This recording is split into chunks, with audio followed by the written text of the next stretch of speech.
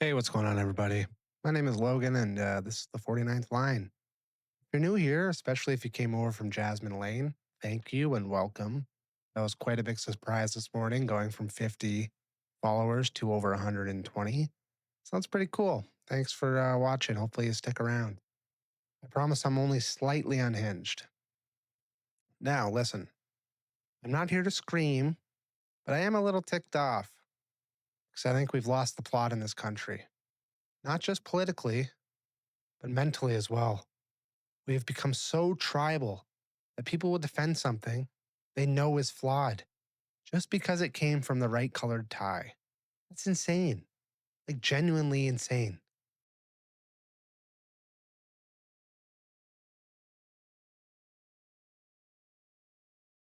Let me try to explain this a little bit for you here. You can show someone their grocery bill, you can show them housing prices, you can show them the national debt climbing like it's training for Mount Everest, and they'll still say, yeah, but at least it's not the other guys. When did at least it's not them become the standard for governance? That's ridiculous. Imagine applying that logic to anything else in your life. Your contractor botches your kitchen renovation. Yeah, well, at least it wasn't the other contractor. Your mechanic overcharges you for on your car and still dies on the highway. Yeah, but at least it wasn't the other mechanic. That sounds ridiculous. But in politics, it's totally normal. That's where we're at in this country. And don't get it twisted. I'm not pretending that I'm above it. I've caught myself hearing a liberal headline and or a policy headline and immediately thinking, yeah, that's going to be stupid before I've even opened it up and read it. That's just a tribal reflex. That's sports brain. And it's honestly embarrassing because this isn't hockey. This is the economy. This is immigration levels. This is housing supply. This is inflation. And we're acting like it's the Leafs versus the Habs. And the worst part, we think we're being informed. No, we're being emotionally managed. Let's talk about this immigration thing for a second because that's where tribalism gets really dirty. If you question immigration targets relative to housing supply, you get labeled as a racist and an anti immigrant immediately. Not, hey, maybe let's just look at the numbers. Not, well, what's the infrastructure capacity? Just boom, you're a racist. You're an anti immigrant. And here's the wildest part, you can believe immigration is a good thing for this country. You can believe newcomers strengthen Canada. You can support immigration in principle and still say, hey, you know what? Maybe we are bringing in more people than we can house right now. That's not me being prejudiced. That's just math. If we're building X number of homes and adding Y number of people, and Y is way bigger than X, what do you think happens? Prices go up, competition increases, pressure builds. Again, that's not racism. That's just supply and demand. But tribal politics doesn't allow for nuance. Because if nuance enters the chat, then outrage just leaves. And outrage is profitable. Now let's zoom out. The Liberals have been in federal power since 2015. It's almost a decade. That means the current fiscal direction, regulatory expansion, immigration targets, housing policy, those are all under the watch of the federal Liberal Party. So when conservatives criticize deficits or affordability or regulatory bloat, they're criticizing a governing record. That's normal. That's us holding them accountable. But the reaction isn't, you know what? Maybe let's evaluate the record. The reaction is, oh, you just hate social programs, I guess. No. Some people just think spending endlessly might not be sustainable. Here's where the conservatives need to hear this too. Because you don't get to scream about the deficits federally and then ignore spending provincially when it's our guy, or someone who pretends to be our guy, which is Doug Ford.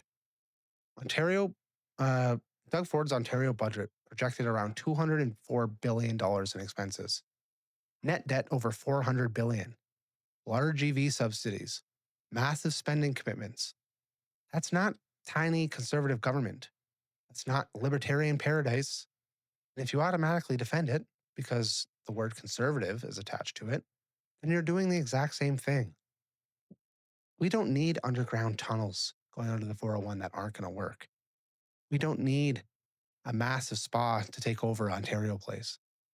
That's going to cost $2 billion. It's just ridiculous. You see how it works? We don't evaluate policy. We just defend the brand blindly. And that's pathetic. And then when it comes to Pierre Poilievre, the amount of people who despise him without even ever watching a full speech is wild. They've seen clips on TikTok, on Facebook, on YouTube, anywhere you can watch clips. They've seen headlines that are completely made up and taken out of context. And they've seen comparisons to Trump, which are absolutely just incorrect. He's nothing like Trump. Yeah, he's a conservative. That's about all they have that you can compare the two on. But if you're forming your opinion off 30-second outraged clips, you're not informed. You're programmed by the mainstream media who wants you to think this way. And conservatives do it too, don't get me wrong. They'll see one liberal headline and decide the entire platform is evil. Nobody's reading full documents. Nobody's watching long form interviews. We're just reacting, constantly reacting to the small clickbait titles, all these small clickbait news stories. It's like we've outsourced our critical thinking to Twitter and TikTok. And here's the thing that really irritates me. We talk about diversity constantly in this country. Cultural diversity, identity diversity, lifestyle diversity, but political diversity? No, that's just dangerous. You can't have political diversity. You're allowed to be different unless you vote differently. Then suddenly you're just immoral. What happened to being confident enough in your beliefs to let them compete with the others? If the liberal framework is strong, it should survive comparison. If the conservative framework is strong, it should survive scrutiny. But instead, elections feel like battlegrounds. And that's not strength, that's just fragility. You shouldn't feel like your country collapses if the other side wins. And if that's how you feel, maybe we've turned politics into something way too personal.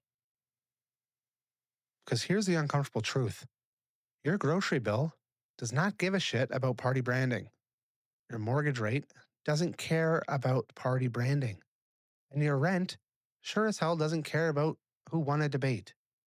Outcomes don't respond to tribal loyalty. And here's the part that might annoy some of you. A lot of people don't actually want solutions. All they want is validation. They want to feel good.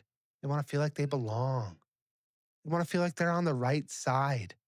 They want to post screenshots of themselves dunking on somebody. That's not citizenship. That's just your massive inflated ego. And yeah, to be told, truth be told, I include myself in that. I've enjoyed a good political jab here and there. I love arguing with people on social media sometimes. It's fun, you know? But if we're honest, most of us aren't even reading the 200-page documents that are coming out. We're reacting to headlines, and then we act shocked when outcomes don't match the slogans. So here's the challenge. If you're a liberal, ask yourself, if things are getting harder for the average Canadian, would you admit it's possible that some policies need to be adjusted? And if you're a conservative, ask yourself this. If your guy gets in and balloons spending, would you call it out? Or would you say, yeah, but at least it's not them? Because that sentence is the death of standards. At least it's not them. That's how mediocrity survives. I lean conservative. I believe in fiscal discipline. I believe markets generally allocate resources better than bureaucracies. I believe institutional complacency should be challenged. But I refuse to defend something blindly. And if you do, that's just tribalism, not principle. And if this made you uncomfortable, then good. If it annoyed you, hey, even better. That means you're thinking, right? And if you disagree, I genuinely want to hear why. So comment, bring the numbers, bring your logic, and bring more than just labels. Because this channel isn't about red versus blue. It's about raising standards. Right now, the standard is pretty low, way too low. So, yeah, let's just fix that. If you like this video, make sure you subscribe, hit that comment box, and let me know your thoughts. Hit that like button, do all that good stuff, and we'll see you in the next one. Thanks.